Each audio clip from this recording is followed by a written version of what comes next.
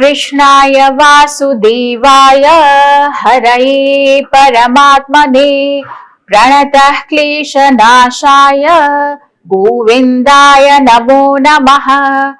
नमस्कार dear learners, आप सभी का स्वागत है हमारे पाठ्यक्रम Shrimad Bhagavad Gita textual and philosophical exploration के वीक 6 लेक्चर 3 में। आज हम सभी अपने गीता पाठ में अध्याय 8 अक्षर ब्रह्म योग के अंतिम चरण में प्रवेश कर रहे हैं। श्री भगवान ने अब तक हमें बताया कि मृत्यु के समय स्मरण कैसे मोक्ष को प्राप्त कराने वाला होता है और परम पुरुष उस अक्षर ब्रह्म का स्वरूप क्या है। अब आगे आने वाले श्लोकों में भगवान एक अत्यंत गहन विषय प्रस्तुत करते हैं। जन्म मरण के चक्र से निकलने वाले साधक का मार्ग कौन सा है? क्या आप जानते हैं, योग शास्त्र में इसे देवयान मार्ग या पितृयान मार्ग कहा गया है। प्रकाश का मार्ग और धूम का मार्ग, मोक्ष का मार्ग और पुनर्जन्म का मार्ग। आज हम जानेंगे कि किस समय मृत्यु होने से जीव मुक्ति पाता है और किस स्थिति में उसे पुनर्जन्म के चक्र में लौटना पड़ता है। तो आइए अपने चित्त को स्थिर करते हुए हम 8वें अध्याय के इन अंतिम श्लोकों के माध्यम से अक्षर ब्रह्म योग की यात्रा को पूर्णता तक पहुंचाएं। शुरुआत करते हैं 21वें श्लोक से। अव्यक्तोक्षर इत्युक्तस्तमाहो परमां गतिं यं प्राप्य न निवर्तन्ते तद्धाम परमं मम। भगवान कह रहे हैं कि अभी तक जो परमात्म तत्व का वर्णन हुआ है उस सब की एकता करते हुए अनन्य भक्ति की विशेष महत्व का वर्णन अगले 2 श्लोकों में भगवान करते हैं। तो भगवान ने कहा तम यानी उसी को, अव्यक्तः अक्षरः इत्युक्तः, उसी को अव्यक्त और अक्षर ऐसा कहा गया है, उसी परमात्म तत्व को। और उसी को परमां गतिम प्राहुः, परम गति भी कहा गया है। यम प्राप्य न निवर्तन्ते, जिसको प्राप्त होने पर जीव फिर लौटकर संसार में नहीं आता। तत् मम परमं धाम, वह मेरा परम धाम है। वही है अव्यक्त अक्षर, वही है परम गति, जिसे प्राप्त होने पर जीव फिर लौटकर संसार में नहीं आता, और वही है मेरा परम धाम। तो भगवान ने यहाँ अब तक जो 7वें अध्याय के 28, 29, 30 श्लोक में जिसको ब्रह्म कहा और 8वें अध्याय में जिसे अक्षर ब्रह्म कहा, 5वें 7वें श्लोकों में माम कहा, 8वें श्लोक में परमम पुरुषम दिव्यम कहा और 9वें श्लोक में कविम पुराणम अनुशासितारम कहा, और फिर हम आगे भी देख रहे हैं माम अव्यक्तम, ये सब जो कहा, जिसके बारे में कहा, सबको एकता करते हुए कह रहे हैं कि वही अव्यक्त है, वही अक्षर है, वही परम गति है और वही श्रेष्ठ गति है जिसको प्राप्त करने पर जीव फिर वापस लौट कर नहीं आता। वही मेरा परम धाम है, यानी मेरा सर्वोत्कृष्ट स्वरूप है। अब देखिए, लोगों की ऐसी धारणा रहती है, वे सोचते हैं कि सगुण उपासना करो तो एक फल मिलेगा और निर्गुण उपासना करो तो उसका कोई दूसरा ही फल मिलेगा। इसी धारणा को दूर करने के लिए भगवान ने 21वें श्लोक में सबकी एकता का वर्णन किया। मनुष्यों की रुचि, विश्वास और योग्यता के अनुसार उपासना के भिन्न भिन्न प्रकार होते हैं, परंतु उनका फल तो एक जैसा ही होता है। जैसे भोजन के नहीं मिलने पर अभाव और मिलने पर तृप्ति की एकता होने पर भी भोजन की पदार्थों में भिन्नता रहती है, वैसे ही परमात्मा के प्राप्त नहीं होने पर अभाव की और प्राप्त होने पर पूर्णता की एकता होने पर जो उपासना है उसमें भिन्नता होती है। मतलब यह है कि परमात्मा को चाहे सगुण साकार या निर्गुण निराकार मानकर आप उपासना करें, किसी भी रूप में उपासना करें, सबको एक उसी परमात्मा की प्राप्ति होती है। और ब्रह्मलोक वगैरह जितने भी हैं सब तो पुनरावर्ती हैं, पुनरावृत्ति कराते हैं, वापस लौटकर आना पड़ता है, क्योंकि वे सभी लोग प्रकृति के राज्य में हैं और विनाशी हैं। लेकिन भगवत धाम जो है वह प्रकृति से परे है, अविनाशी है, इसलिए उसको प्राप्त कर लेने पर गुणों के परवश होकर प्राणी को लौटना नहीं पड़ता, पुनर्जन्म नहीं होता। हाँ, भगवान जैसी स्वेच्छा से अगर अवतार लेते हैं तो वैसे ही लोगों के उद्धार के लिए कोई चाहे तो आ सकता है, लेकिन पुनर्जन्म यूं कर्मवश नहीं होता। Let us read the English meaning now. The wise say that the unmanifest and indestructible is the highest goal of all. When once that is reached, there is no return. That is my blessed home. 22वां श्लोक। पुरुषः सपदः पार्थ भक्त्या लभ्यस्त्वनन्यया यस्यान्तः स्थानि भूतानि येन सर्वमिदं ततम्। भगवान कहते हैं, हे पार्थ, भूतानि यानी सभी प्राणी जिसके अंतर्गत हैं, और ये न सर्वम इदम ततम जिससे यह संपूर्ण संसार व्याप्त है, सह पुरुषस्तु वह परम पुरुष परमात्मा तो अनन्यया भक्त्या लभ्यः अनन्य भक्ति से प्राप्त होने योग्य है। Let us read the English meaning now. Arjuna, that highest God in whom all beings abide and who pervades the entire universe, is reached only by wholehearted devotion. The following material between the asterisks is an example of what may be a doctored inclusion. It does not jive with the rest of the material because it is not presented as metaphor and clearly implies that worldly phenomena are spiritually determining. Maybe it was added by an individual or individuals who were less cognizant than the originating author, or maybe was craftily inserted to function as a sort of litmus test. Those who get taken in by it may be recognized as not having spiritual discernment. तो इस 22वें श्लोक में भगवान यह कह रहे हैं कि परमात्मा के अंतर्गत संपूर्ण प्राणी, परमात्मा से ही परिपूर्ण यह संपूर्ण संसार है। यानी मेरे सिवा किसी की स्वतंत्र सत्ता नहीं है, सब मेरे से ही उत्पन्न है, मुझ में ही स्थित हैं और मुझ में ही विलीन होते हैं, इसलिए सब कुछ मैं ही हूं। और फिर यस्यान्तः स्थानि भूतानि येन सर्वमिदं ततम्, यह परमात्मा सर्वोपरि होने पर भी सब में व्याप्त है। यह परमात्मा सब जगह है, हर समय है, संपूर्ण वस्तुओं में है, सभी क्रियाओं में है, सभी काल में है। जैसे सोने से बने हुए गहनों में पहले भी सोना था, गहना जब बन गया, आभूषण जब बन गया, तब भी वह सोना है, और जब वो आभूषण नष्ट हो जाएगा तब भी वह सोना ही रहेगा। पर सोने से बने आभूषणों के नाम, रूप, आकार, आकृति, मूल्य आदि पर दृष्टि रहने से सुवर्ण की तरफ दृष्टि नहीं जाती। इसी तरह से संसार से पहले भी परमात्मा थे, संसार रूप में भी परमात्मा ही है, और संसार का अंत होने पर भी परमात्मा ही रहेंगे। पर संसार को ऊंच नीच, छोटा बड़ा, प्रतिकूल अनुकूल, पांच भौतिक ये सब मान लेने पर परमात्मा की तरफ दृष्टि नहीं जाती।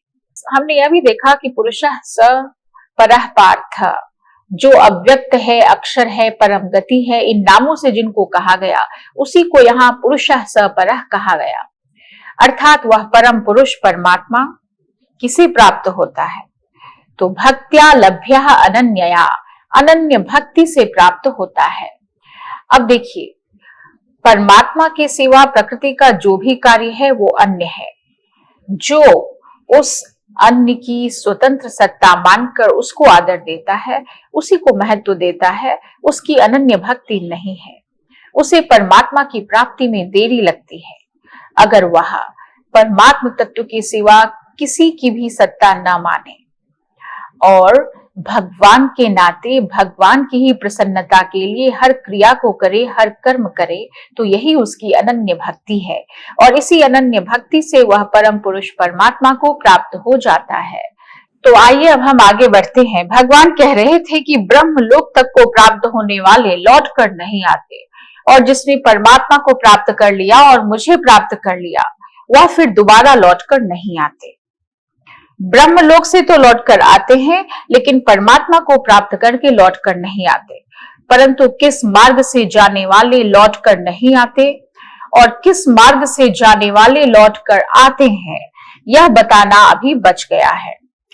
तो इसके लिए इन दोनों ही मार्गों का वर्णन करने के लिए भगवान अब आगे के श्लोकों में उपक्रम करते हैं।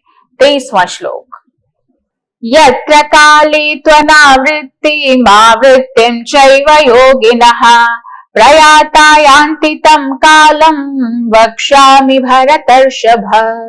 भगवान ने कहा कि हे भरतर्षभ, भरत वंशियों में श्रेष्ठ अर्जुन, यत्र काले जिस काल में, जिस समय में, प्रयाता, प्रयाता मतलब जो प्रयाण करके जा रहा है, शरीर छोड़ करके जा रहा है, ऐसे योगिनः, ऐसे योगी अनावृत्तिम यान्ति, अनावृत्ति को प्राप्त होते हैं, अर्थात पीछे लौटकर नहीं आते।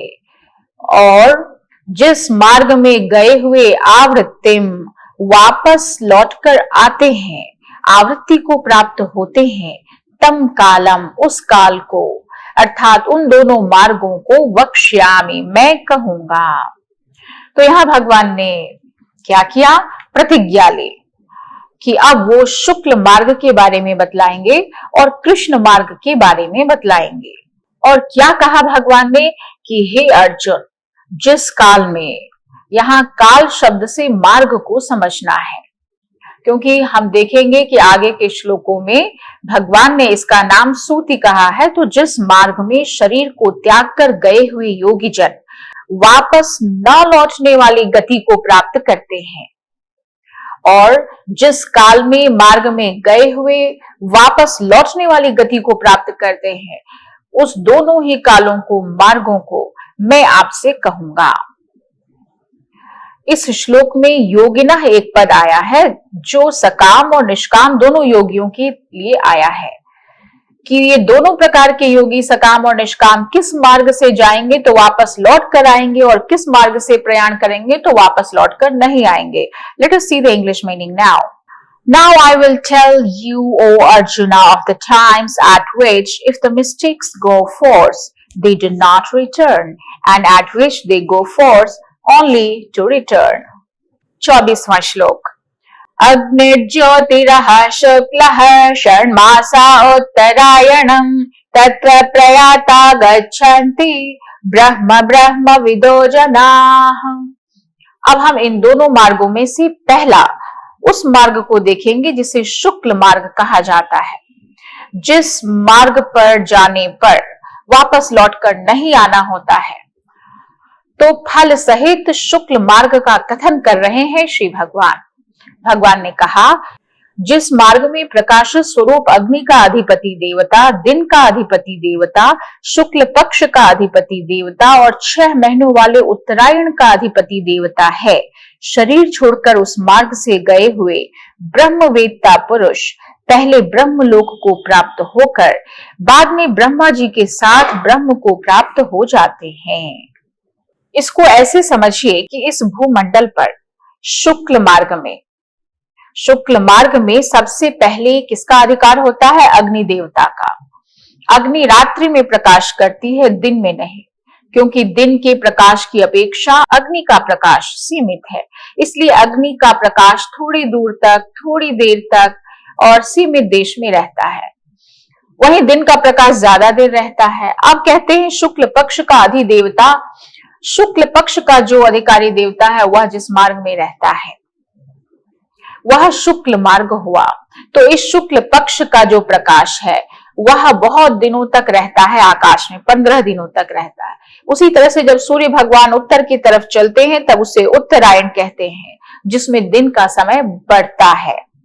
वह उत्तरायण 6 महीनों का होता है, जो कि देवताओं का एक दिन है, और उस उत्तरायण का प्रकाश बहुत दूर तक और बहुत समय तक रहता है। तत्र प्रयाता गच्छन्ति ब्रह्म ब्रह्म विदो जनाः। और जो शुक्ल मार्ग में अर्थात प्रकाश की बहुलता वाले मार्ग में जाने वाले हैं, वे सबसे पहले ज्योतिष स्वरूप अग्नि देवता के अधिकार में आते हैं। जहां तक अग्नि देवता का अधिकार है वहां से पार कराकर अग्नि देवता उन जीवों को दिन के देवता को सौंप देते हैं, और फिर दिन का देवता उन जीवों को अपनी अधिकार तक ले जाकर शुक्ल पक्ष के अधिपति देवता को समर्पित कर देते हैं। और वो जो शुक्ल पक्ष के अधिपति देवता है अपनी सीमा को पार कराकर उन जीवों को उत्तरायण के अधिपति देवता को सुपुर्द कर देते हैं। फिर उत्तरायण के अधिपति देवता उनको ब्रह्मलोक के अधिकारी देवता को समर्पित कर देते हैं और इस तरह से वे ब्रह्मलोक में पहुंच जाते हैं। और फिर ब्रह्मा जी की आयु तक वे वहीं रहते हैं और जब महाप्रलय होता है तब वे ब्रह्मा जी के साथ ही मुक्त हो जाते हैं, सच्चिदानंद घन परमात्मा में ही अवस्थित हो जाते हैं। तो इसी शुक्ल मार्ग में अगर किसी की मृत्यु हो रही है जहां ये सब देवता हैं और उत्तरायण का समय है तो कहा जाता है कि उसे ब्रह्मलोक की प्राप्ति होती है। शुक्ल मार्ग को उपनिषदों में अन्य नामों से भी कहा गया है, जैसे देवयान मार्ग, अर्च मार्ग, उत्तर मार्ग, देव पथ और ब्रह्म पथ इत्यादि। Let us see the meaning in English now. If knowing the Supreme Spirit, the sage goes forth with fire and light in the daytime, in the fortnight of the waxing moon, and in the 6 months before the northern summer solstice, he will attain the Supreme. अब हम आगे बढ़ेंगे 25वें श्लोक की ओर, जिसमें फल सहित कृष्ण मार्ग को भगवान बतला रहे हैं। धूमो रात्रस्तथा कृष्णः षण्मासा दक्षिणायनम् तत्र चांद्रमसं ज्योतिर्योगी प्राप्य निवर्तते। यहाँ इस श्लोक में हम देख सकते हैं कि कृष्ण मार्ग का यहाँ वर्णन किया गया है।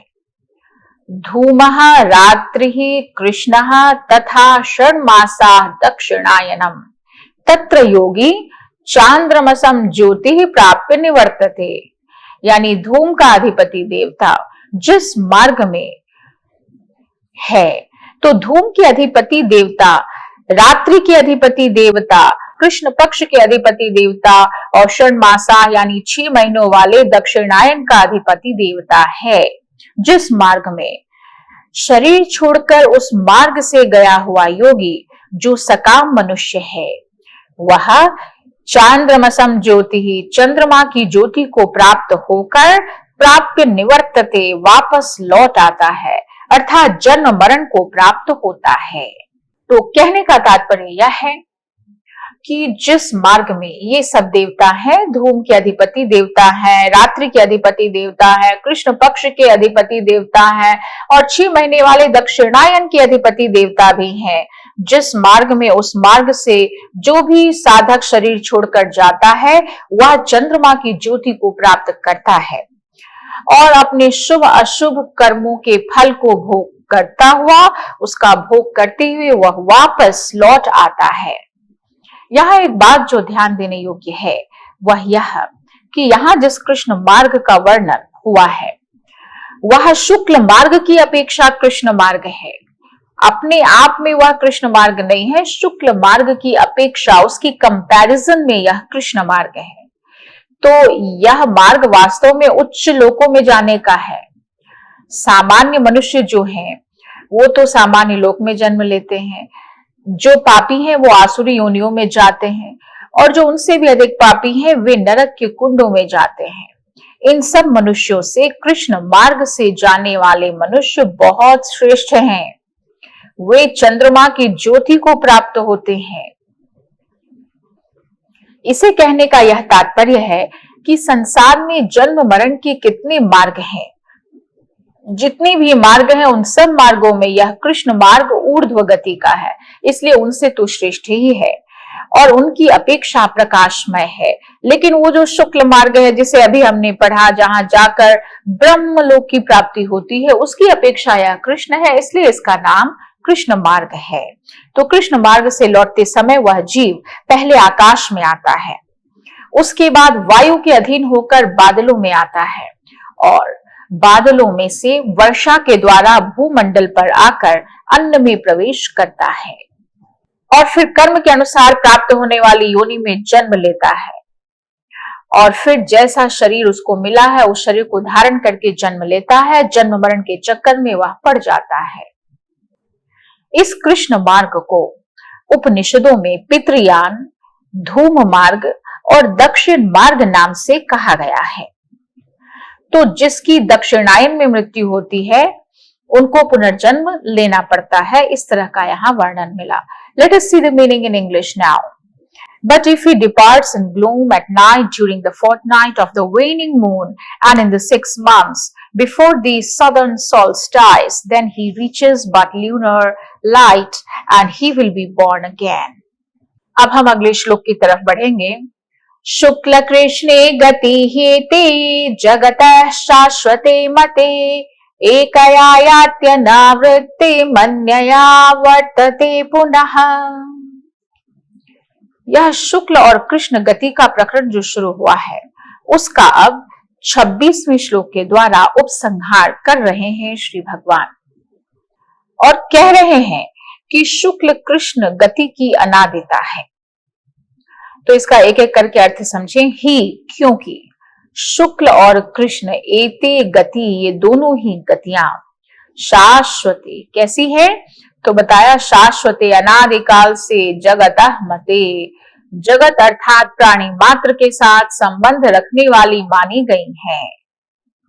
एकया इनमें से एक गति भी अनावृत्तिम याति, इनमें से एक गति जो है उसमें जाने वाले को लौटना नहीं पड़ता और अन्यया और दूसरी गति में जाने वाले को पुनः आवर्तते लौटना पड़ता है। तो सीधी सी बात है कि भगवान ने कहा कि जगत के ये 2 प्रकार के मार्ग हैं, शुक्ल मार्ग और कृष्ण मार्ग, देवयान मार्ग और पितृयान मार्ग, जो कैसे हैं तो सनातन माने गए हैं, शाश्वत माने गए हैं और इनमें से एक के द्वारा गया हुआ जो भी योगी है, साधक है, मनुष्य है, इंसान है, व्यक्ति है, वह अनावृत्तिम याति, वापस लौटकर नहीं आता, वह परम गति को प्राप्त कर लेता है। और अन्यया दूसरे मार्ग के द्वारा जो कृष्ण मार्ग है, उस मार्ग के द्वारा जो भी मनुष्य जाता है वह वापस आता है, जन्म मृत्यु को प्राप्त होता है। तो एक मार्ग अर्थात शुक्ल मार्ग से गए हुए जो साधक हैं वे अनावृत्ति को प्राप्त होते हैं, यानी वे साक्षात ब्रह्मलोक में जाकर ब्रह्म स्वरूप हो जाते हैं और बार बार जन्म मरण के चक्कर में नहीं पड़ते। और वहीं दूसरे जो कृष्ण मार्ग से गए हुए मनुष्य हैं वे बार बार जन्म मृत्यु के चक्कर में फंसे रहते हैं। Let us see the meaning in English now. These bright and dark paths out of the world have always existed. Who takes the former returns not, he who chooses the latter returns. 27वां श्लोक अब देखते हैं। नैते श्रुति पार्थ जानन् योगी मुह्यते कश्चन तस्मा सर्वेषु कालेषु योग युक्तो भवार्जुन।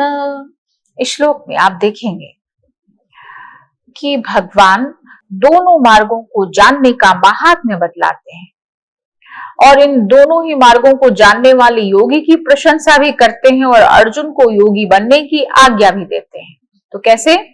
हे पार्थ, एते श्रुति जानन, इन दोनों मार्गों को जानने वाला, श्रुति अर्थात मार्गों को, इन दोनों ही शुक्ल मार्ग और कृष्ण मार्ग को जानने वाला कश्चन योगी, कोई भी योगी न मुह्यति, मोहित नहीं होता। तस्मात् इसलिए अर्जुन, हे अर्जुन, तुम सर्वेषु कालेषु योग युक्तः भव, सभी काल में सभी समय में योग युक्त हो जाओ, समत्व में स्थित हो जाओ। तो एक वाक्य में कहें तो हे पार्थ, हे अर्जुन, इन दोनों मार्गों को तत्वतः जानने वाला कोई भी योगी मोहित नहीं होता, भ्रमित नहीं होता और वह निष्काम भाव से साधना करता है, कामनाओं में नहीं फंसता। और इस कारण हे अर्जुन, तुम सभी काल में हर समय कैसे बने रहो तो समत्व रूप योग से युक्त रहो, निरंतर मेरी प्राप्ति के लिए साधना करते रहो, समत्व में स्थित हो जाओ। तो शुक्ल मार्ग प्रकाशमय है और कृष्ण मार्ग अंधकारमय है।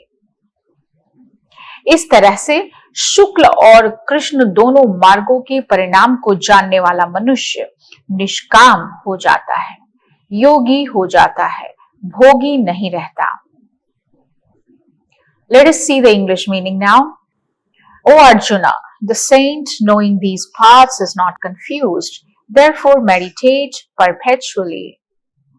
अब आगे बढ़ते हैं आज इस व्याख्यान के अंतिम श्लोक की तरफ। वेदेषु यज्ञेषु तपस्सु चैव दानेषु यत् पुण्यफलं प्रदिष्टम् अतीति तत्सर्वमिदं विदित्वा योगी परम स्थानमुपैति चाद्यम्। यहाँ भगवान इस अध्याय में वर्णित विषय को जानने की महिमा बतलाते हैं। अष्टम अध्याय में जो भी बात बतलाई गई उसको जानने की महिमा क्या है, उसको जानने का फल क्या है, इसी बात को भगवान कह रहे हैं। योगी इदम विदित्वा, योगी अर्थात भक्त इस अध्याय में वर्णित विषय को विदित्वा अर्थात जानकर, वेदेषु यज्ञेषु तपस्सु चैव, वेदों में, यज्ञों में और तपस्याओं में, और दानेषु यत् पुण्य फलम प्रदिष्टम, दान इत्यादि में भी जो जो पुण्य फल कहे गए हैं, तत्सर्वम उन सभी पुण्य फलों को अत्येति अतिक्रमण कर जाता है, और आद्यम स्थानम परम उपैति, आद्य स्थान परमात्मा को प्राप्त हो जाता है। तो सीधा अर्थ क्या हो गया कि योगी पुरुष इस रहस्य को तत्वतः जानकर वेदों के पढ़ने में और यज्ञ तप दान इत्यादि करने में जो भी पुण्य फल मिलते हैं, जो भी पुण्य फल कहे गए हैं, उन सभी पुण्य फलों को निस्संदेह उल्लंघन कर जाता है, अतिक्रमण कर जाता है, यानी उसको अवश्य ही प्राप्त कर लेता है और सनातन पद को प्राप्त कर लेता है।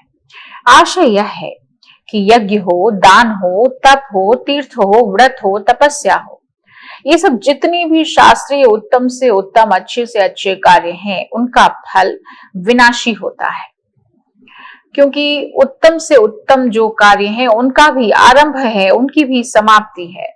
तो फिर उस कार्य से उत्पन्न जो फल है वह भला अविनाशी कैसे हो सकता है? वह फल चाहे इस लोक का हो, चाहे वह फल परलोक का हो, जैसे स्वर्ग इत्यादि, तो ये सब भी नश्वर ही है, इनकी नश्वरता में जरा भी फर्क नहीं है। इसलिए जो मनुष्य इस अध्याय में, अष्टम अध्याय में वर्णित विषय के रहस्य को समझ लेता है, वह यज्ञ तप दान आदि सभी पुण्य फलों का अतिक्रमण कर जाता है, क्योंकि वह यह समझ लेता है कि भोग भूमियों की भी आखिरी हद तो ब्रह्मलोक ही है। वहां जाने पर भी लौटकर पीछे आना पड़ता है, परंतु भगवान को प्राप्त होने पर वापस लौटकर आना नहीं पड़ता। और साथ ही साथ यह भी समझ लेता है कि मैं तो साक्षात परमात्मा का अंश हूं। इसलिए नाशवान पदार्थों में, भोगों में न फंसकर भगवान के ही आश्रित हो जाता है। और फिर इसी अध्याय के 21वें श्लोक में इसको परम गति, परम धाम, इन सब शब्दों से कहा गया। आदि स्थान परमात्मा को प्राप्त कर लेना है, परम गति कहलाता है, परम स्थान कहलाता है। English meaning of 28th shloka. The sage who knows this passes beyond all merit that comes from the study of the scriptures, from sacrifice, from austerities and charity, and reaches the supreme primeval abode. इस व्याख्यान में हमने अध्याय 8 के अंतिम श्लोकों में देवयान और पितृयान इन मार्गों का रहस्य समझा। भगवान ने यह स्पष्ट किया कि जो साधक मृत्यु के समय तेजोमय मार्ग से जाता है वह पुनर्जन्म से मुक्त हो जाता है, और जो साधक मृत्यु के समय धूम के मार्ग से जाता है उसे पुनः संसार में लौटना पड़ता है। और कितनी गहन बात! भगवान ने यह भी कहा कि एक सच्चा योगी इन मार्गों को जानकर भी मोह माया से परे रहता है और भक्ति करते हुए परम धाम को प्राप्त करता है। इस अध्याय के अंत में भगवान श्री कृष्ण ने अनन्य भक्ति को सर्वोच्च साधन घोषित किया। ज्ञान, ध्यान, कर्म सबकी परिपक्वता भक्ति में होती है। भक्ति वह नौका है जो हमें भवसागर से पार कराती है।